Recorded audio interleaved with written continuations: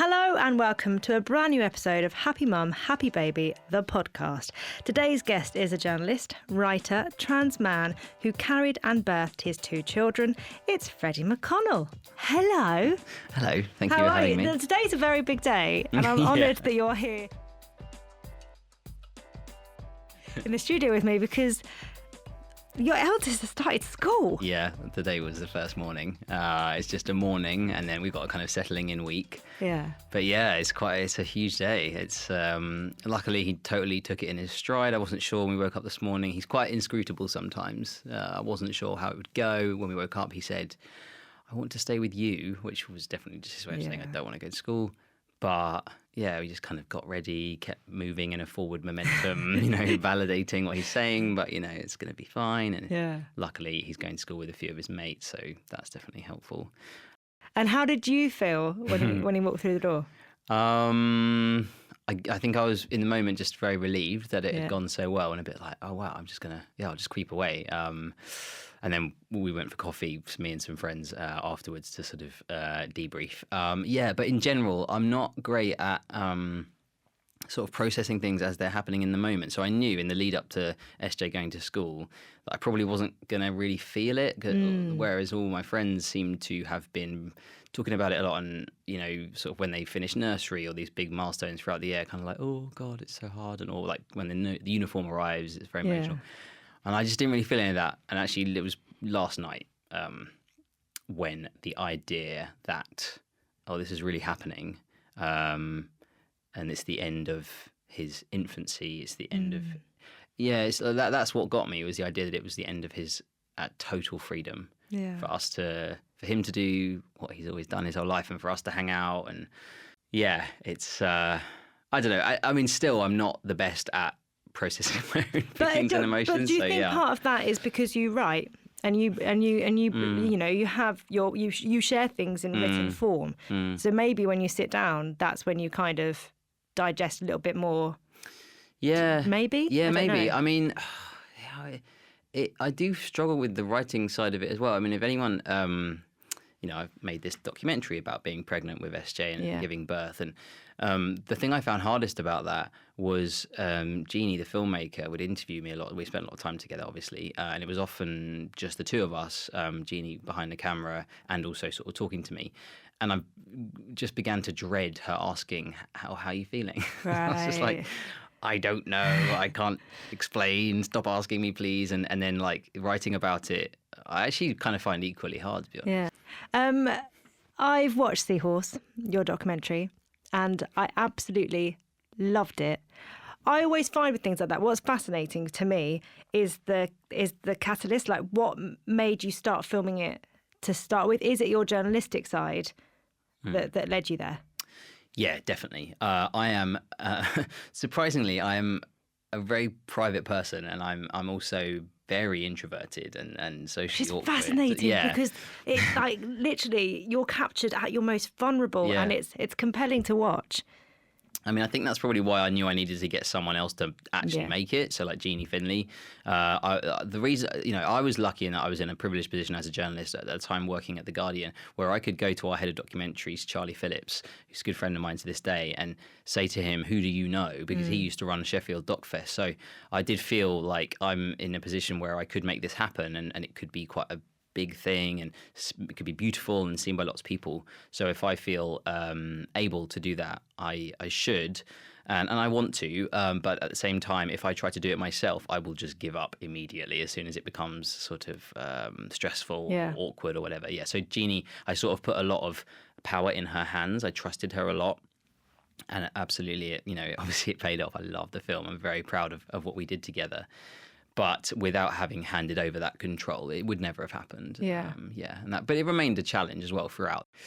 Yeah, I mean, I was quite lonely during that first pregnancy. There was nothing like the community online that there is now. And this was just like 5 years ago. So that's kind of wild to think about as well, how much things have changed in such a short period of time. But I wasn't publicly on Instagram. Only a few people in my life knew what was happening. But yeah, it was... So yeah, it got harder and stuff. But, and at the same time, because Jeannie and I had this close relationship, I was really worried about the birth scene. Like, that's at the end of the film, which I think actually is the most incredible thing in the film. Yep. I'm so glad I didn't pull out of that, but I wanted to. A part of me wanted to, so I set these really strict ground rules for how it was to be filmed.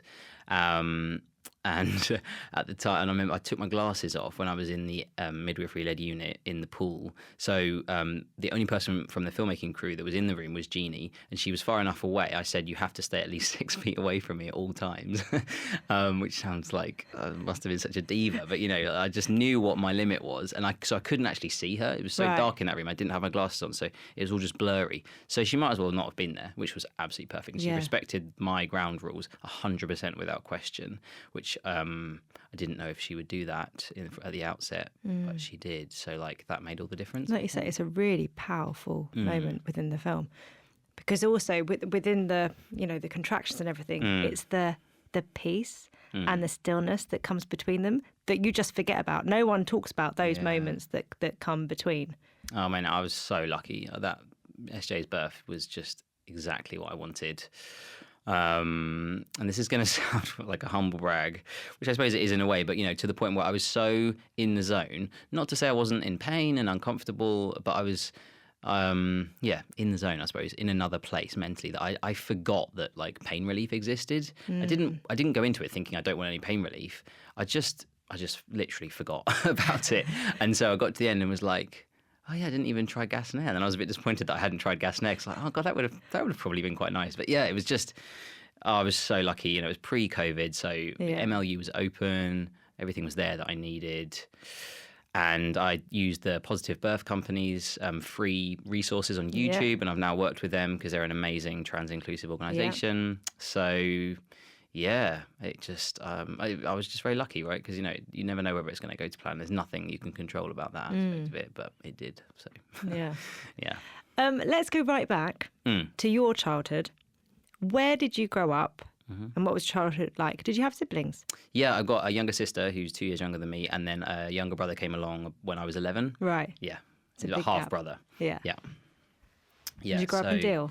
I grew up I was born in London, and then we moved back down to where my dad's family is from in southeast Kent. And I sort of grew up in Deal a little bit, but mostly Sandwich, which is the next town up the coast.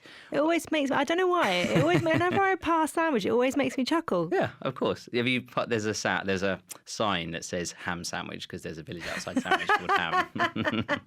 I think it gets stolen once every few years.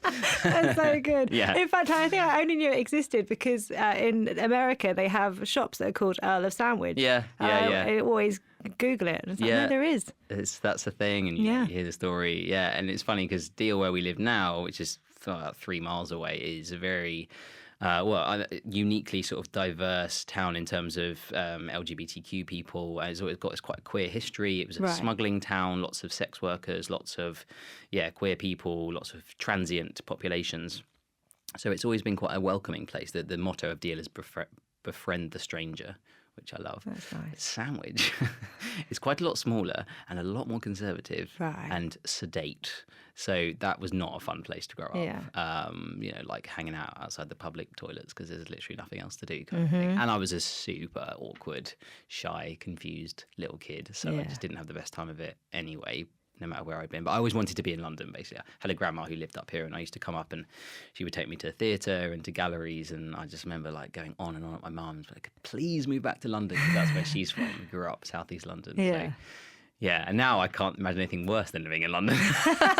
That's a slight exaggeration, but now I'm very happy being by the coast and popping up to London every now and then. So yeah. Yeah, that's quite magical though, to find somewhere outside of London that you feel comfortable, that is inclusive, diverse, because that doesn't happen in all British coastal.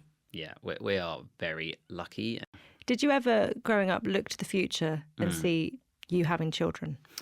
So I did always imagine kids in the future. I sort of didn't really see myself, and I never saw a partner either. Maybe weirdly, I just always imagined me sort of looking after this big gang of kids who I would always sort of describe as being like muddy and climbing trees, and I guess I assumed they would be mine, but that was never like explicitly the thing. I mean, I really loved like babysitting when I was a kid, and always enjoyed the company of babies and young children, and always sort of understood babies, like a kind of vibe with babies, I feel like. And in a way, I think being a very introverted, awkward person, I think I do find the company of babies and kids easier than adults. Although, weirdly, when I was very young, I just used to love hanging out with the adults because I found kids my own age just sort of baffling. So, yeah, I had this image in my head, but I never considered how they'd be there, whether I'd have them or whether I'd be a mum or a dad, or nothing about that was clear to me, or particularly very interesting to me. I think I was just like, looking after kids is fun, so I'm going to do that somehow. Yeah. Yeah. Well, I guess as well, you were going through you went through a period of discovering yourself and transitioning. So was that then something that completely was back burner? Didn't, because you had, I want to say, bigger fish to fry. Yeah. You know what I mean? Yeah, that's absolutely how it felt for a period. Like, so I didn't. It's again, so much has changed. I didn't come across the word transgender until I was at university, which was sort of the late noughties. I think possibly even 2009, when I was sort of in my final year at uni, which I'd really struggled through and almost dropped out. And so I was watching a lot of YouTube, being in my bedroom a lot of the time, and kind of came across this pirated documentary about a trans boy in the States. And it was a huge epiphany moment. Obviously, I've heard the word transsexual before, only ever associated it with people that were, mercilessly mocked and ridiculed, and so that could never be me. And also it would always be what I now know to be trans women. Mm-hmm. So it is weird to think that, like, you never realised that you could be the other way around. Yeah. I think also, like, because obviously masculine little girls have a much easier time of it socially, and they are praised for being tomboys than, like, feminine little boys, right? So I could just be myself a lot of the time, and my parents were pretty accepting. And it was only at certain points where it caused tension and friction, where, with school uniform, or I remember my auntie, who I love, asked me to be her bridesmaid, and I thought it would be okay, and then I just had a breakdown in the sort of changing rooms in Bluewater. How old were you? Oh, blimey. I was probably about 15, right. 14, 15. So I knew I'd never been comfortable being read as a girl, and when people used to mistake me for a boy, I'd sort of secretly love it, and I didn't have the language to explain how I felt, but whenever anyone challenged me, I'd kind of challenge them back, so I sort of liked that ability to mess with them, because I knew there was something different about me. So I wasn't just going to be like, oh, you're just being mean or something, but it was, it's very confusing as a kid to be in that situation.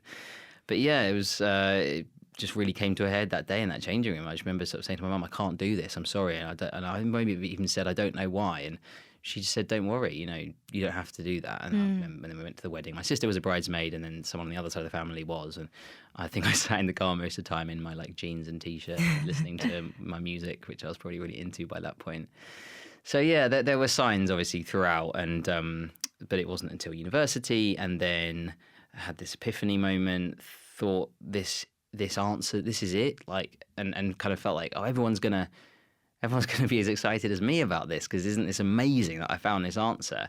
And then after about 2 weeks, I was in Scotland, so I couldn't just go home and talk about stuff.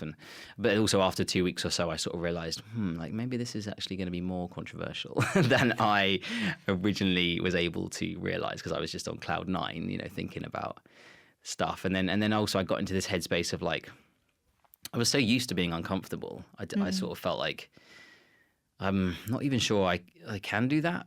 Am I allowed to do that? Do I deserve to do that? Like, it took me a good few years. That must have really played around with your mental health as well. You talk about not fitting in, but that's far deeper. Like, that goes really deep, like, I would imagine. Yeah, I mean, it was really hard, but it's been your whole life, you just don't really know.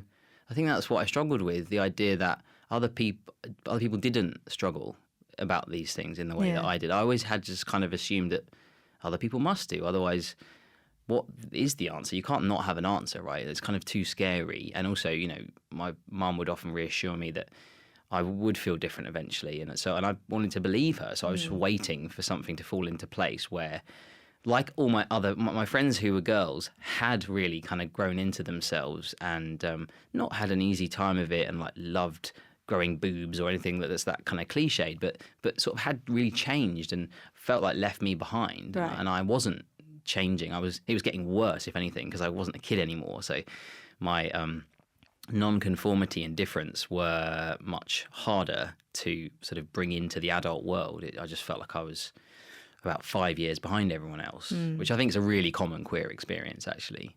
But yeah, so it was, this sense of like, I could have that. I could go after that. And the only thing that matters is what I want. Yeah. Like that took a long time to get my head around. And the clinic, the gender clinic that I was referred to, I had to wait about 2 years for my first appointment, which sounds like a long time, but is now about a third of the time that people are waiting on average because it's just gotten so much worse.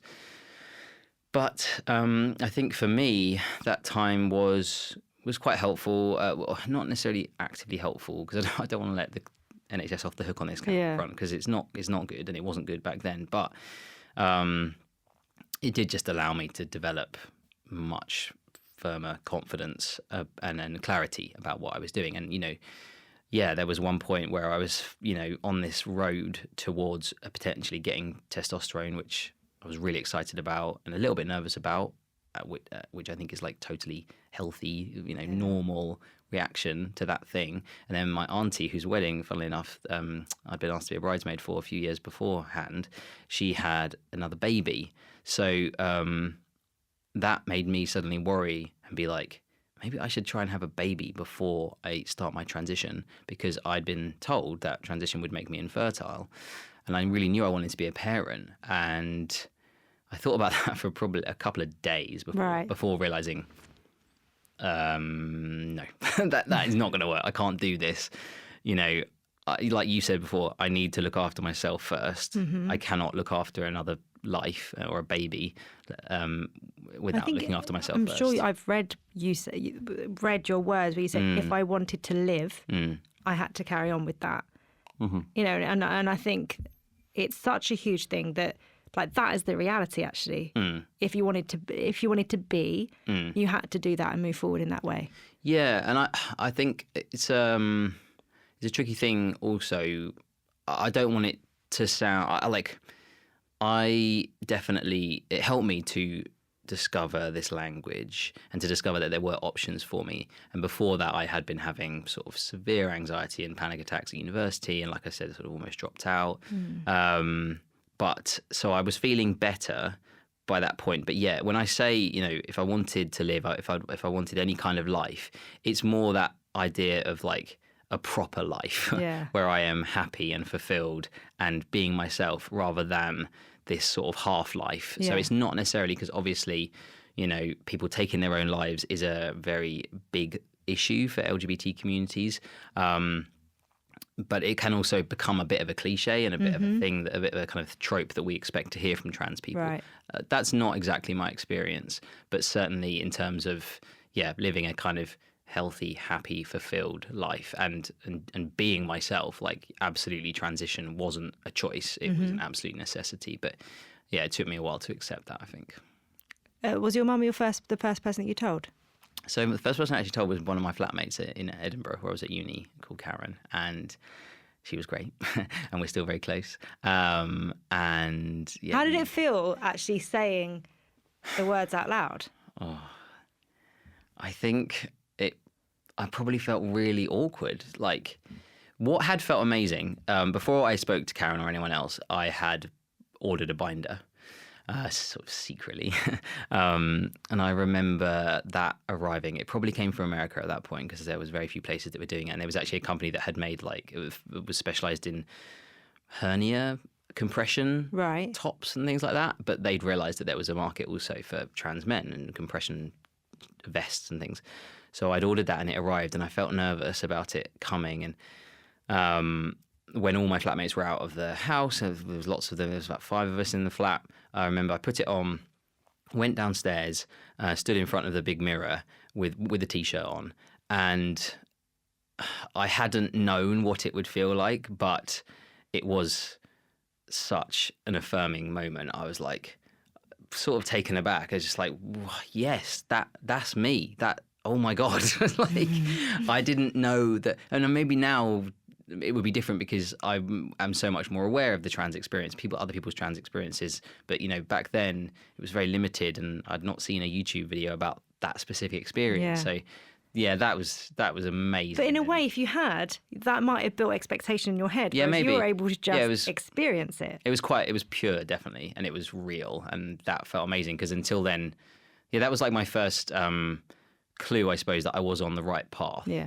At that point, I probably didn't even know where I would end up, but I knew from that day forward I would never not wear a binder again. Yeah. And then at some point, that would probably mean having quite major surgery, but I wasn't quite ready to think about that at that point. And then I went down the road to buy some tea bags that we didn't need, just so that I could see what it felt like in the outside. And I just felt like I was walking on air, sort of very confident, interacting with the shopkeeper even. It's hard to put into words, but like as everything about the trans experience is kind of hard to put into words sometimes. But probably like a month or so later that I had a visit home and talked to my mum, and she remembers it really vividly, and I do too, sitting on her bed in our old house. And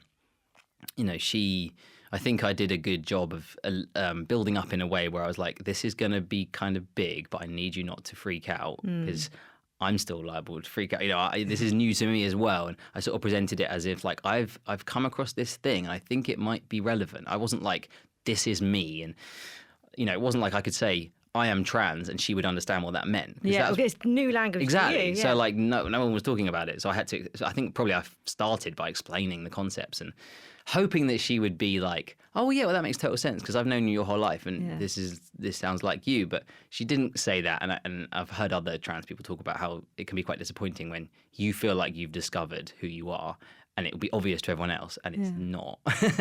And maybe that's partly to do with the stigma of these ideas of being trans. But yeah, I think the only thing she said, she did, if she was worried, she didn't show it, which I really am grateful for this to this day. But I think at the end of the conversation, she just says something like, well, I just want you to be happy. And this is, it's kind of big. But the only thing that worries me is the idea of surgery. And I think I probably said something like, well, that's fair enough. But that's not something we have to worry about right now. And it wasn't. It didn't kind of happen for, I think, about 2 years. Right. From that point, yeah. And then when it did happen, she came with me. And not only was she supportive of the idea and understanding at that point, but she traveled with me because I went to Florida because I wanted to visit this particular surgeon who was, whose results I really, really thought were amazing. He was kind of the guy at that moment. And she came with me and it was very supportive. I wouldn't have been able to do it without her. And then when we were there was another parent who was a bit newer to the idea of his son being trans. And so she was actually able to kind of be a bit of a mentor for him. For that dad from New York, I remember. And I think she found that really helpful because she kind of stepped up a bit into that role where she realised that now she was kind of a little bit of an expert and someone else needed help and she'd have needed that a few years before. So yeah, it was really beautiful actually to see that happen as well. Yeah. One part of the documentary that had me weeping was literally your mum saying, I'm in awe of him. Yeah. Yeah. Oh, I mean, it's just so funny. It's funny in a way because, we're still like very British and, wouldn't say those things to each other in person. But that's why it's things amazing. like documentaries and stuff are amazing because it makes people sit down and go, talk, maybe a little gentle needling, to get the words out. Yeah. Well, funny enough, my mum is like a massive extrovert and has much less trouble expressing her feelings. But yeah. If anything, where's I spoke for an hour. Why have I only got 2 minutes? Yeah. How did it feel when you first started taking tea, testosterone? It was a bit like, so yeah, I'd had before I started tea, I remember speaking to a consultant at the clinic and she helped me to sort of realize where I needed to get to in my mind in order to have confidence about this. And I remember her saying something like, because there's this huge pressure now more than ever really to, as a trans person, be like 100% sure. And the worst thing that could ever happen is that you might regret a decision. Right. And that this idea of detransition is held over trans people as like the nightmare scenario. Yeah. And in fact, actually, trans people and people who've detransitioned have often close, intermingled, complicated relationships. Mm-hmm. I've got there, Anyway, that's a separate conversation. But I was terrified about that idea for sure. So I remember someone saying to me, basically, you just need to do what's right for you now in this moment, and don't worry about the future, like, because you cannot know that. If you feel like this is the right thing to do now, and you're sure of that now, then that's enough, kind of thing. And that was hugely reassuring to me, because I also did know at that point, if it didn't feel like the right thing, fairly quickly, or even not that quickly, but over the next few months, I could stop, and it wouldn't be the end of the world. And I think my mum actually did also reassure me about that, which was very helpful. But then, you don't feel anything for a while. I remember doing a sort of vlog. I have like very embarrassing videos where I'm recording myself, which is kind of a cliche within the trans community. Trans guys have this joke of like, it's like, this is my voice 2 weeks on tea, and it sounds exactly the same as it did 2 weeks ago. And then you just say that over and over again. So I've got those videos. No one's ever seeing them. Sorry. One thing you've spoken about with tea is that people have been informed in the past that it can make them infertile. That's not the case. I was stunned. I listened to you talking on another podcast where you said a lot of trans men fall pregnant by accident because you have the silent ovulation that happens. Yeah, basically. I mean, my experience, and I think it is complicated and different for lots of different people, in terms of what they're told and what they're not told, because often it's a lack of information. Yeah. I remember being told explicitly that this is the end of the road in terms of having biological children, and it said it on the consent form that I was signing in order to be prescribed testosterone. And I think I just didn't really engage with that because I knew I needed to start tea. Yeah. I just thought I'm going to deal with that at some point in the future, and I probably thought I'll just adopt. And I now know that is a highly problematic, kind of meaningless statement, because adoption is its own thing that you need lots of motivation and commitment to do. And the way I was thinking about it was completely wrong. But yeah, I just knew I needed to start tea then. And also felt this pressure from a particular consultant at the clinic that I went to not make a big deal out of it. Because if I made a big deal out of it, then maybe I wasn't like really ... Okay. Because like if you're a man, you're not supposed to care about kids, right? You're certainly not supposed to ever be able to eat, you're supposed to kind of act as though the idea of being pregnant will make you physically sick. Or, and also I'd never seen pregnant trans man at that point, so I didn't know that was physically, but that wasn't occurring. I wasn't thinking to myself, well, maybe I could transition and then have a baby. It was just like, this is it. So I don't know why I was told that. I don't know whether it's, like I say, kind of like a social thing of like, well, if you're going to be a man, quote unquote, then you shouldn't care about having kids. Or maybe you'll, meet a beautiful woman one day and get married in this like very heteronormative way that you're supposed to be trans, because up until I don't know, only maybe 10 years ago, if you were a gay trans man, then you wouldn't be taken seriously either. So forget about talking about pregnancy or kids. Like you have to be attracted to women in order to be a man. It's just like so confused and weird, and luckily that's not really a thing anymore. Lots of trans men are gay or bi, and we know that now, and that's fine. But I just was given the idea that you're trans and you can do this, but all the anything complicated you might be feeling, this isn't a safe space to discuss that. So, go back to your trans friends and maybe talk about it there. But although there was nowhere I could talk about it there either, because again, trans men, I think we're almost like conditioned to even perform that stuff to each other in a way, especially then, not so much now, but then there were no trans men talking about like, oh, maybe I could have a baby, or it was pretty kind of, I think you go to this clinic that tells you that you have to be a certain kind of man, and you can kind of internalize that a little bit, which is a real shame. And like I said, I think trans people are massively pushing back against that now, thankfully. But there's no evidence that testosterone causes infertility. Can you remember when you found out that wasn't true?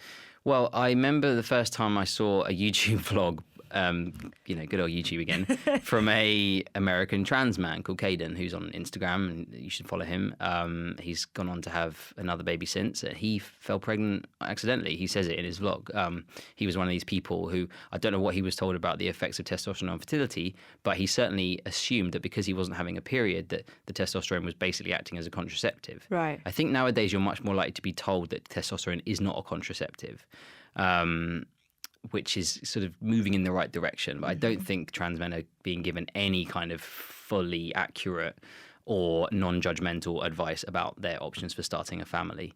But yeah, I mean, I know lots of people anecdotally who have fallen pregnant accidentally. I also know of a couple of cases that are sort of documented in medical literature where trans men went to emergency rooms not knowing they were pregnant, they weren't asked, and then this one particular case I remember reading about. Actually, it was a guy, he had done a pregnancy test that morning just to be sure. And then, so he did know he was pregnant and told the staff when he arrived at the emergency room.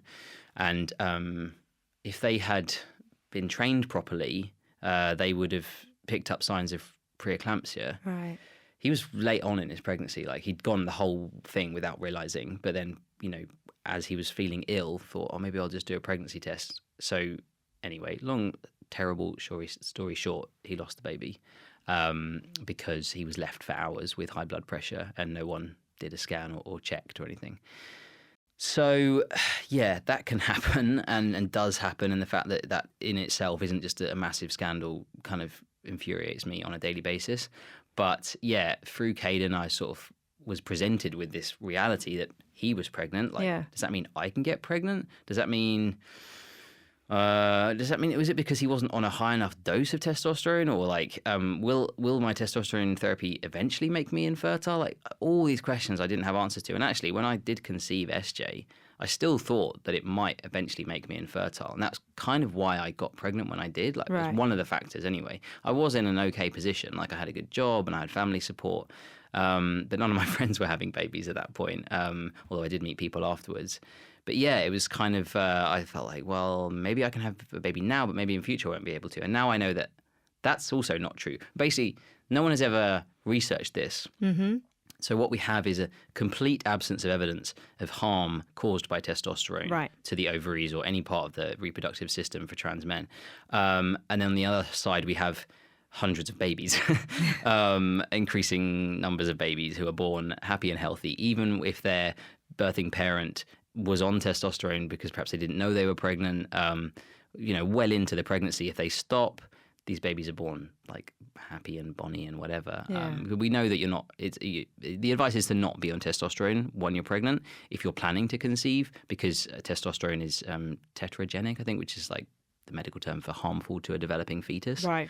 But it's not, these trans men are having babies and they can stop their testosterone. So I guess I'm saying this to say that if you are in this situation right now, don't panic. Like, you'll be fine. But yeah, I did come off and sort of, I was trying to conceive. So my experience was a bit different. But yeah, I think maybe what happened was that they doctors of trans people took what happens to sperm production when trans women are on estrogen and just kind of mapped that onto trans men. Right. Because we do know that estrogen affects sperm production and that can be permanent if you've been on estrogen for a certain amount of time. So which is why it's advised for trans women to preserve their sperm if they think they want to have kids in future. It just seems like it's very different for trans men. Yeah. And when we retain that option if we want it. Can you remember when you finally decided, we're going to do this, I'm going to do this, and I'm going to come off tea? I'm feeling like Jeannie. How did you feel? I'll start that. Fletcher. But can you remember, because was there a big build-up to that actually becoming a reality? Yeah, there was definitely, I watched that video by Caden, and then I searched and found some more, because it was just a suggested video. I kind of happened upon it. And then... Even that, though. I know. You must feel like certain things just come into your life. Well, I just feel more... Again, I just feel angry that it was luck and relief. And like, oh, my God, thank God. I just chanced upon that video because... And so many people don't, and that just feels incredibly unfair and it shouldn't be that way. But yeah, I did, and then I learned some more. And again, I felt like, okay, maybe I could do this. And then with my job, I went to Australia for a year. And I think being really far away from my family, really struggling, feeling really homesick, or my other colleagues at the time sort of being in Australia with their families. So seeing that happen, seeing family life. And my sister had started having kids, and I loved being an uncle. And yeah, it was that distance, like in a kind of cliched way, where I was like, okay, yeah, I have clarity, I have perspective right now. And I went to my boss, who is now my eldest's godmother, and said to her, I'm really sorry, but I think I need to go home.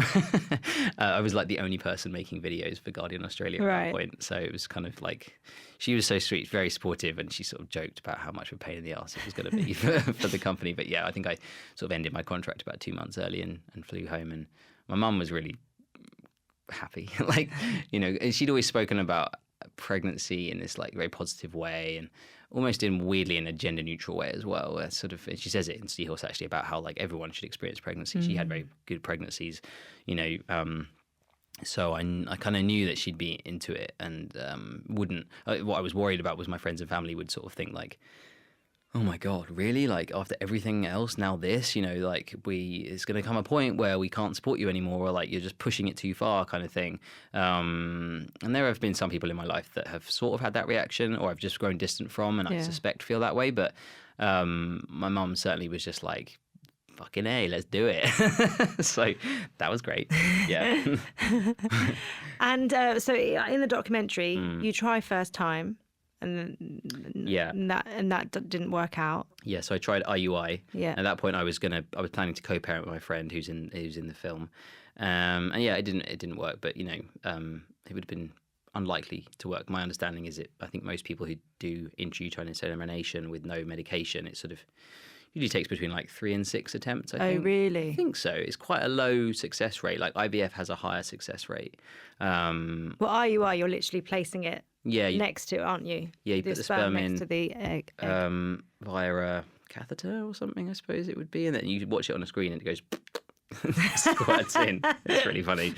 Yeah, I had a positive experience at the fertility clinic, but yeah, it didn't take that first time. And then actually, my friend and I realised that we'd kind of rushed into it, because I had my plan for starting a family, which I'd been thinking about for a couple of years at that point, and my friend also wanted to have kids.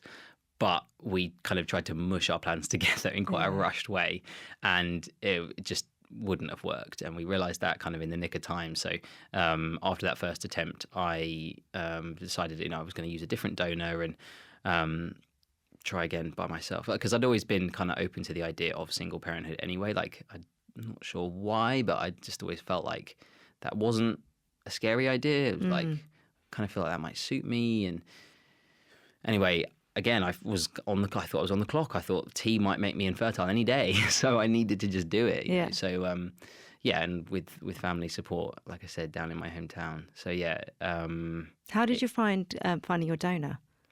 I mean, it's a pretty bizarre experience. I think the weirdest thing about fertility treatment for me was that it was my first experience of private healthcare. Right. I was really aware of how much it felt like I felt like a client. And because I sound like I do and present like I do, even though I was there to get pregnant, I was treated very respectfully. I think my male privilege was like firing on all cylinders. Because I know other trans people who are maybe non-binary or trans women don't have positive experiences in those kinds of environments. It's a very, it's a weird, uncomfortable thing to talk about, but that's I have to acknowledge that, yeah, I had a good experience. I think it's probably because, like, I'm a white university-educated man. So, yeah, it was fine, and choosing a donor I didn't want to feel like I was, like, shopping or choosing particularly. Like, I really had a strong sense that I just wanted, they're all screened, they're all healthy.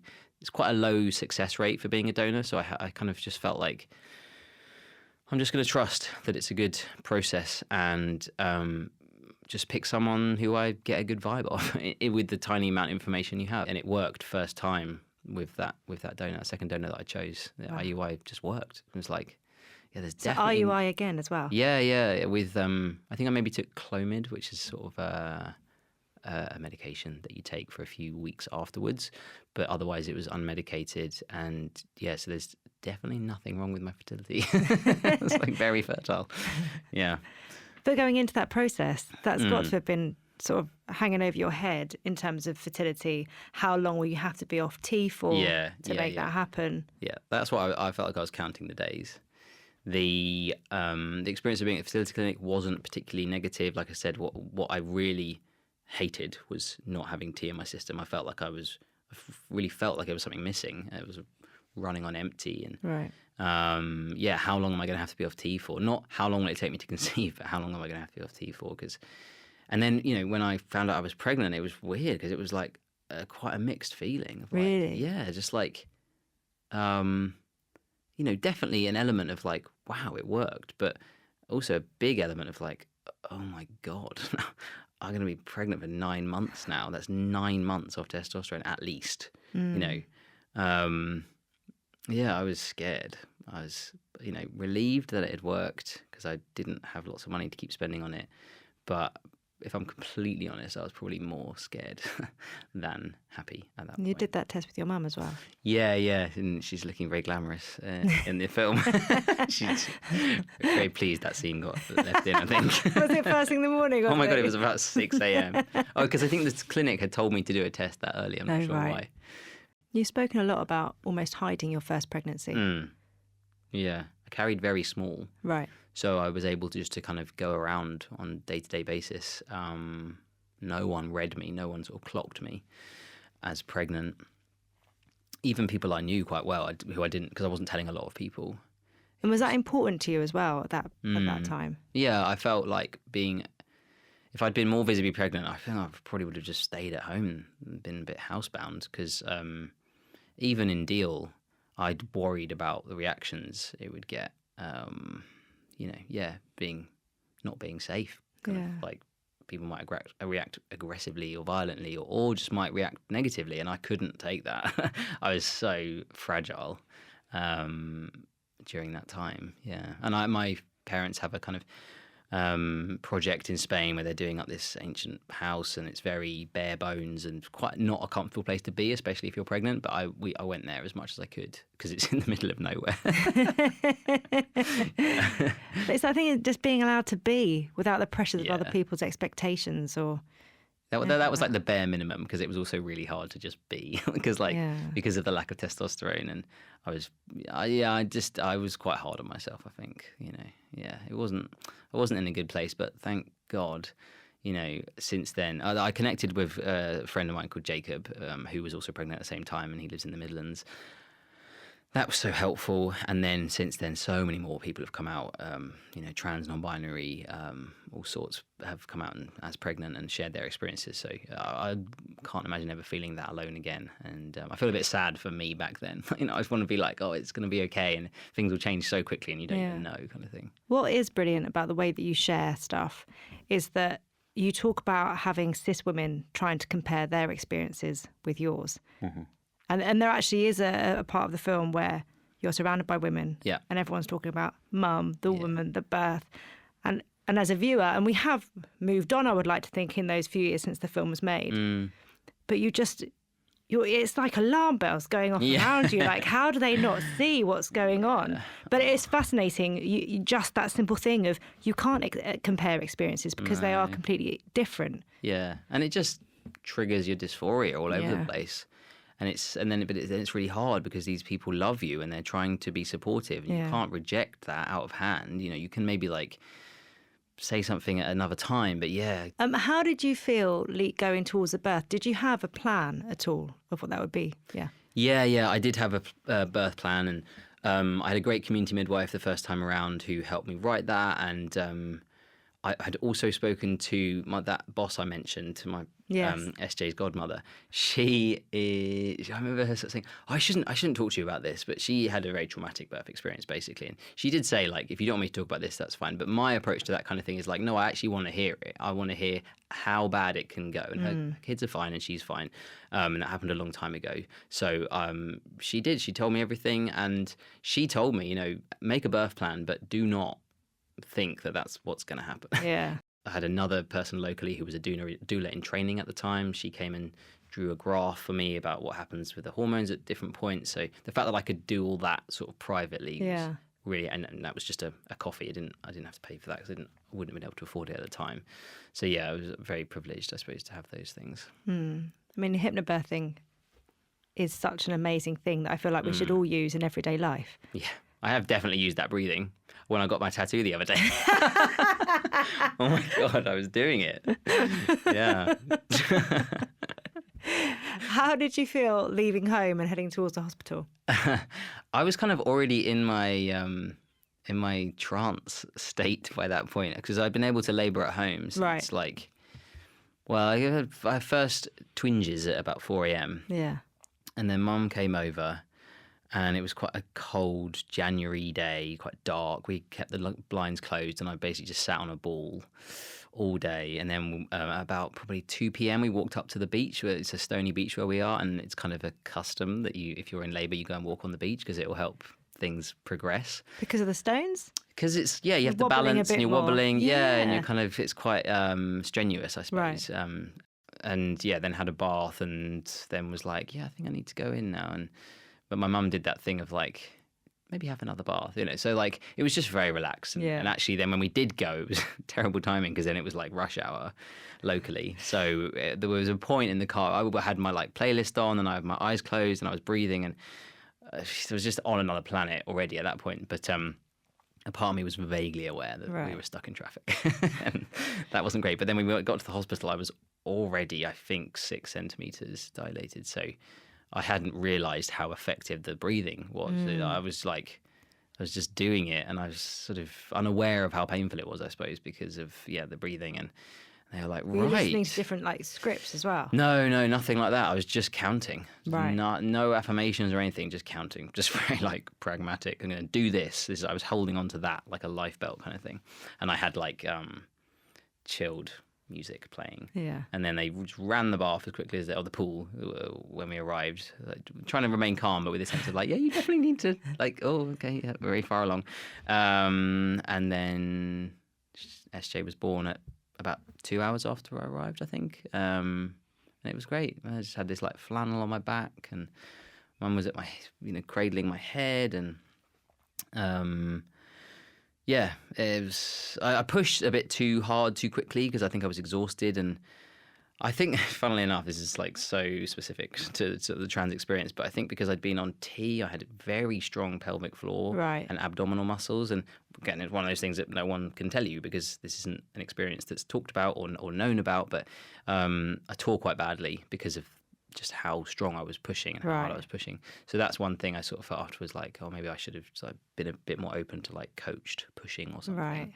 But just he was born.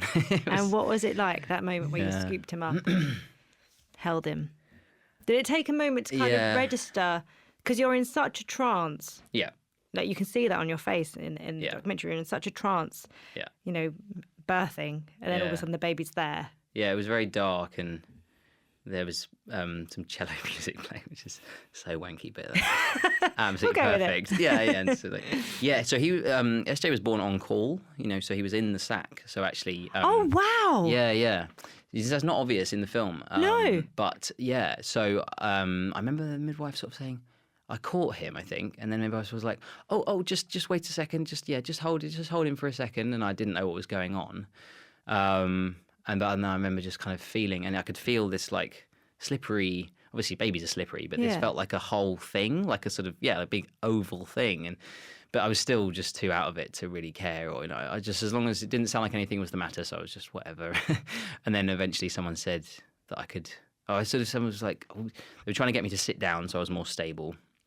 And then I brought him out, maybe, I don't know, a minute, it just felt like ages, but, and I don't think I knew what had happened until a bit after that. I've seen pictures, but I've never met anyone that's happened to. Yeah, it's kind of amazing given how much of a water baby he is, and that we live by the sea, and we've got like kind of maritime history in the family, because it's meant to be good luck. Naval families consider it to be good luck if you're born in the core, or basically you're kind of nothing ever will happen to you at sea. I don't really believe in that kind of stuff, but it's nice story, kind of associations and stuff. So yeah, and it does make me chuckle. In the film, I say it's a boy, and I'm like, God, that is not a good thing to say as a trans man. That's very bad gender politics. But I hadn't found out the sex. I remember having some orange squash, and that being like the best thing I'd ever tasted. But yeah, just holding this tiny little thing, and he was so tiny. And I had donor milk, which I was a bit nervous about using. Because you can chest feed, but obviously your surgery, that wasn't something that was spoken about at all. Well, yeah, it was not an option for me because of the type of surgery I had. Right. And, amazingly, now I'm hearing that it is a conversation that some surgeons are having with their clients when it comes to top surgery, because it is totally possible. Basically, the standard way of having top surgery, you have double incision, which is basically a double mastectomy, and your nipples are removed completely and then placed back in a more kind of typically male position. Right. If you didn't remove your nipples, they'd be in the wrong place because they get rid of quite a lot of skin, basically. So that obviously ends the connection between your nipples and milk ducts. Yeah. And there's, people don't know, maybe they'll reconnect, or because I have produced tiny amounts of milk when SJ was born, but then no extra milk when LB was born. So I don't think it's ever going to be possible for me. And that's okay. And I'm very grateful for being able to access donor milk through the Hearts Milk Bank primarily. Well, but can also people just donate their milk? Yeah, it's you can't just rock up and hand it over, but Hearts is this incredible sort of community-centric milk bank, whereas most milk banks in the UK operate either within hospitals or for neonatal units exclusively. Whereas in the US, it's much more common to have milk sharing and banks that are based in the community. I'm pretty sure I'm right in saying that Hearts is the first of its kind in the UK, where its focus is, I think it does also supply to neonatal units, but they will work with families directly in community in need of milk for whatever reason. Yeah. And I was lucky enough to hear about them through a local friend of mine who was a lactation consultant. And yeah, they helped us out. And then when LB came along a few years later, I went back to them, but I also had milk donated from individuals, which was so incredible. How soon after birth could you go back on tea? And how did that feel? Yeah, that was great. I think it's different for everyone. If I would imagine, especially if you do have any kind of postpartum mental health issues, you might want to wait longer, or they might be helped by going back on tea. So it's always going to be a really individual conversation. I'm lucky to have a great endocrinologist, like hormone doctor, who I could speak to directly about it rather than having to go through my GP. So I think I went to see him about 8 weeks postpartum, and I didn't realize, actually, I thought he was going to give me a prescription that I'd have to take home, but he just offered to give me a shot of tea there and then, and I wasn't ready for that, and I started crying. Because that was just, and I had a real kind of Hollywood moment of like, wow, we did it, like sort of coming full circle, because obviously baby's there, baby's healthy, that's the most important thing. But for me, giving birth didn't quite feel like the end of the process, until I was feeling like myself again. That's really when it felt like, I did it, and here we are, and this is us, and we're going to be a family, and it's so exciting. Yeah. And the film wasn't put out there until you were back on tea. I was reading recently. You wanted to be back on tea and feeling more like you. Before that was out there. That was a condition I actually put out very early on. I think, before even agreeing, saying that it was Jeannie that I wanted to work with. I guess knowing myself, I just felt like, okay, I do want to tell this story, but like I said, I wanted to keep it very private while it was happening, because I sort of knew I was going to struggle, and I didn't have a wider support system of other trans men going through it. So like when Jeannie would come to film in Deal, we would have cover stories for what we were doing, which was really funny, and because it's handy that I'm a journalist, right? So like that was all very believable. But yes, it was, it premiered at Tribeca in 2019, which I think is like in March. So it was over a year after SJ was born that the film was being put out there. So I was just very ready to share it with the world. And also, it's a film. It's not actually what happened, which may sound funny because it is a documentary. But basically, when you film a documentary, you end up with hundreds of hours of footage. From that, you could tell one of hundreds of stories, really, like with a different angle or a different emphasis or a different tone. And, it was for Jeannie really to go away and craft that. And actually, so she was there when SJ was born. She came and said a very quick hello about 3 hours later. And then I didn't see her again for 3 months, I think, which was absolutely perfect and how I wanted it. So I didn't see the film for ages. I wasn't involved in the edit. And yeah, I was very happy with the story that she had chosen to tell about that time. But I felt like also it wasn't, my experience and that film are two different things. Yeah. So I was able to retain quite a significant level of privacy because so much happens we were filming for 2 years, that, there's plenty that isn't in the film. Mm-hmm. Round 2, going again. Oh my God. Yes. Yeah. But this time in a very different way. Yeah. Because you shared openly. You shared it. You know, you didn't have, maybe, is it because of the film and because of social media and because of feeling like you're part of a larger community now, you can share that with and feel solid with? Yeah, all of that. When I was trying to conceive for the second time, I wasn't the only person that I knew trying to conceive. Certainly wasn't the only person I knew that had a baby or wanted to have babies in future. It was just suddenly this conversation that was open to like, oh, how we go on about how trans people are just the same as everyone else. Like, turns out it's actually true. And that includes wanting a family. And, it doesn't necessarily mean that you're a trans man that you're going to give birth, but it might mean that. And that's totally fine. It's not a big deal kind of thing. So, yeah, I just felt like I wanted to carry on. I wanted to be more open and share that second experience because still aware that there's a huge dearth of information and advice out there. And I'm not a doctor and I would never want to give anyone medical advice, but I can just sort of say things and put things out there and make sure that people know to like ask that particular question maybe, or maybe just not believe what they've been told a lot of the time. I was going to say something else, I can't remember what. But yes, it was a completely different experience. It was good as well, but that it didn't take me long to conceive again. It took longer, and there was the pandemic, which made everything more complicated. So there were delays and stuff. But I wasn't also struggling with like fertility issues, which I can imagine are incredibly difficult and make everything just so much more stressful. But yeah, it was relatively straightforward. And how did the second pregnancy compare? It was probably worse on the kind of nausea front.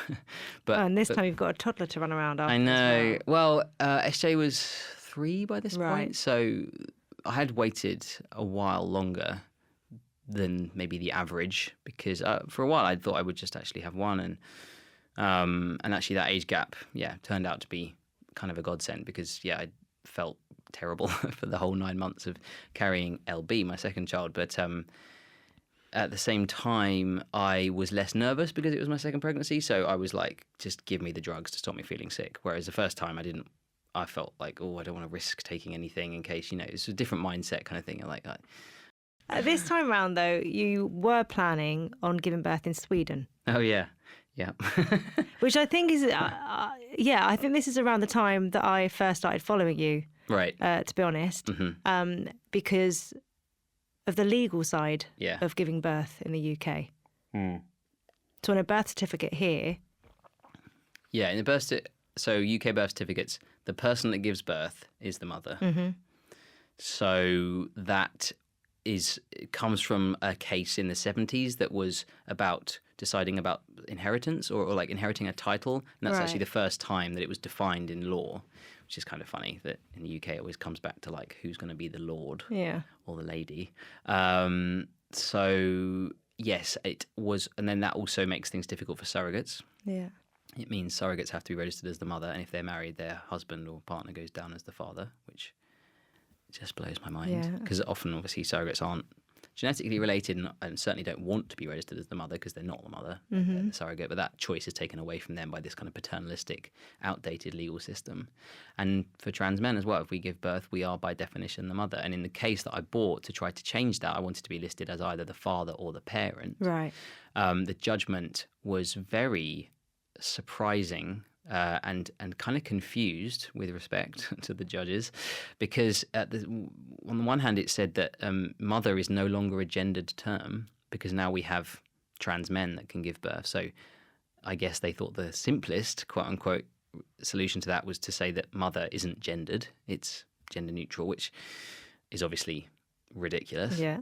But then also, and in the same breath, they said that my legal gender recognition, which says that I am male for all purposes, isn't valid for parenthood.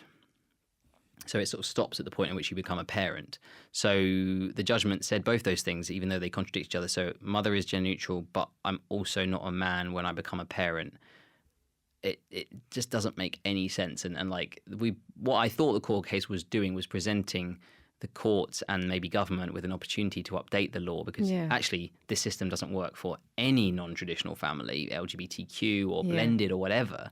And then once we'd bought the case and it started, then the kind of transphobia nightmare began in the UK, and we ended up in 2019 with this bizarre judgment that said all these things that don't make any sense, and don't really work for anyone, because like I don't think cis women want mother to be a gender neutral term either. But funnily enough, in our system, parent is gendered female, because only the female partner of a woman that gives birth can be registered as the parent. Basically, it was their way of getting round, of being able to put two women on a birth certificate. Right. So only the woman that gives birth can be recognised as a mother, and the other mother, because that's what she is, has to be registered as parent.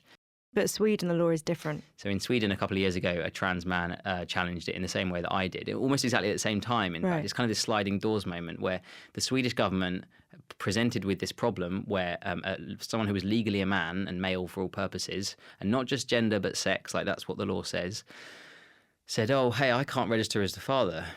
And then the Swedish government said, oh, thank you for pointing that out. Here we go. We're going to update the law. And it was just like that. It just happened. Just that simple. And same for trans women. And that doesn't mean that the child doesn't know who gave birth to them. Yeah. Because obviously the child's rights are the most important thing. That is the child's document. And often I get accused of sort of putting my own needs before my children's, which I'm obviously not doing, because, you know, no parent would do that.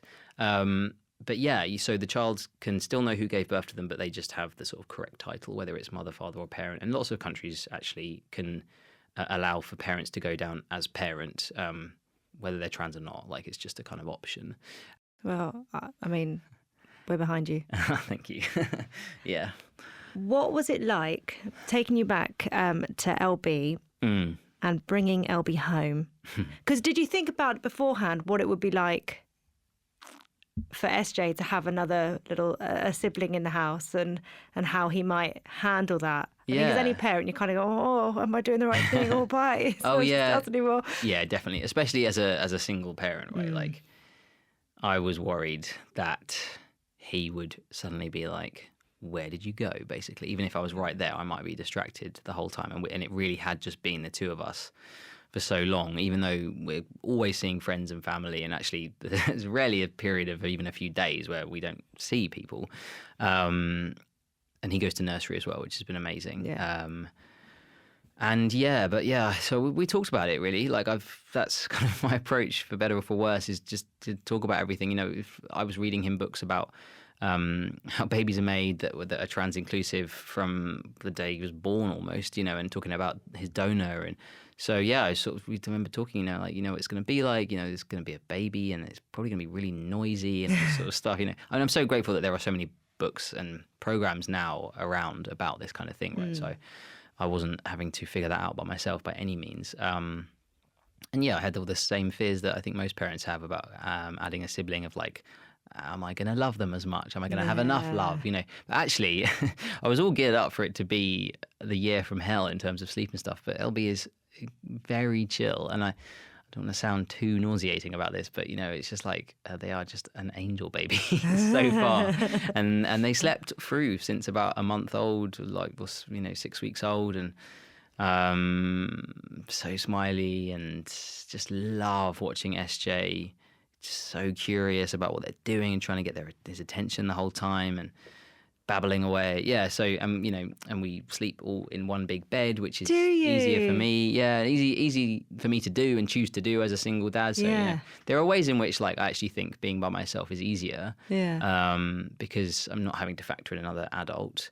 And yeah, like I just made the decision, having struggled a little bit with SJ and bedtimes and sleeping, and then ended up, you know, co-sleeping with him.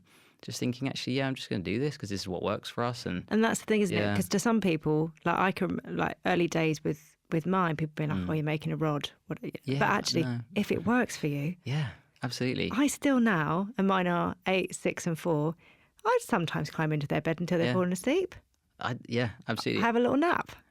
I mean, it's the norm in Yeah. many cultures around the world, and was here until like a few hundred years ago, I think. And you can understand that, though. Yeah. You can understand why to them it's Totally. such a nice, comforting thing. It's a Yeah. nice bonding thing. And you talked about the books that you read Yeah. to the kids, or you read to the kids, but you've actually written your own, Yeah.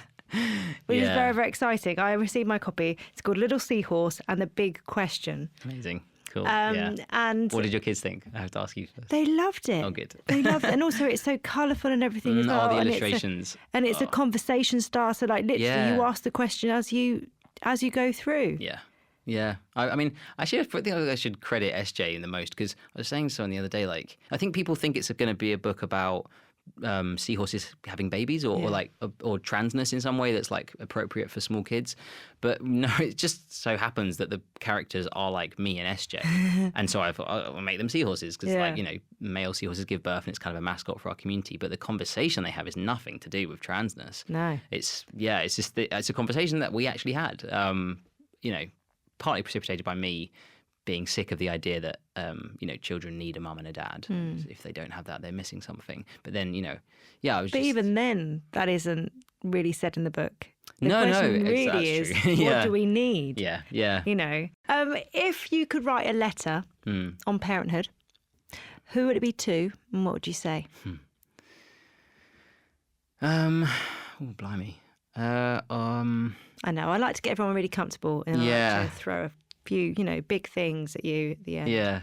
Well, I guess like my first thought was, like I said earlier, like I wish I could sort of go back in time and reassure me like 5 years ago that everything was going to be okay. But actually, I suppose building on that idea, I would write to a young trans person, trans boy or trans girl, doesn't really matter, or to young trans people in general, to reassure them that, I suppose, partly like you don't have to worry about this yet, because I think often in the media, fertility and future families are raised as a in a sort of scaremongering way to terrify the parents of trans children, that they're never going to be grandparents and that they're doing something to their child that's going to make them infertile.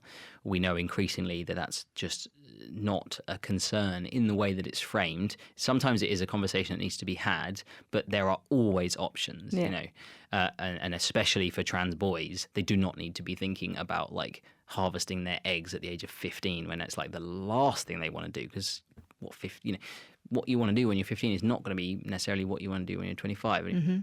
How does it make you feel knowing that when you were growing up, you didn't have people to look at, but now there are going to be young trans people who are looking at you? Do you know what I mean? And getting so much hope and validation in who they are, and seeing a future, whereas, you know, maybe previously that wouldn't have been the case. Yeah, I mean, the correct answer is that like it's amazing, but actually the real answer is that it's terrifying because, you know, like me specifically, I guess I can't really comment on that, but obviously I'm very pleased and glad and relieved that there is a community and there are role models to look to. And yeah, obviously it feels amazing when I get a DM from a young trans person saying, "Oh, I saw your film," or like, "Oh my God, thank you so much for showing me that I can be a dad one day, or I can be a parent one day."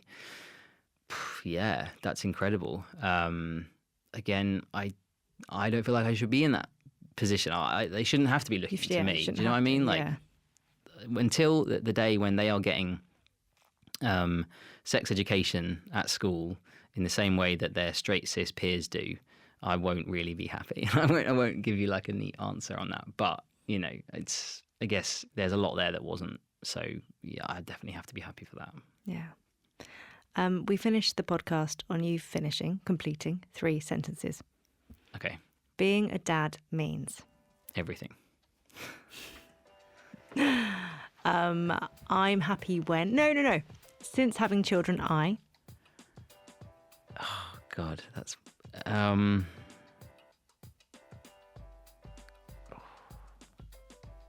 like, I don't know, like really grew up and became myself in some way. Yeah. Not as neat as the first answer. It was That was yeah. It was a proper statement, the first answer. Yeah, nice that and was short. easy. Yeah. And I'm happy when? Oh, I'm happy when I'm sitting on the sofa with both kids. I mean, you know, I was happy yesterday when we were sat on the sofa watching Moana. SJ was consuming an entire bowl of popcorn to himself. LB was watching SJ eat the popcorn as if it was the most fascinating thing that had ever happened in the history of humanity. And I had a cup of tea. You know, yeah. That's my happy place. Amazing. Freddie, thank you so much for coming on. Yeah, well, thank you for having me.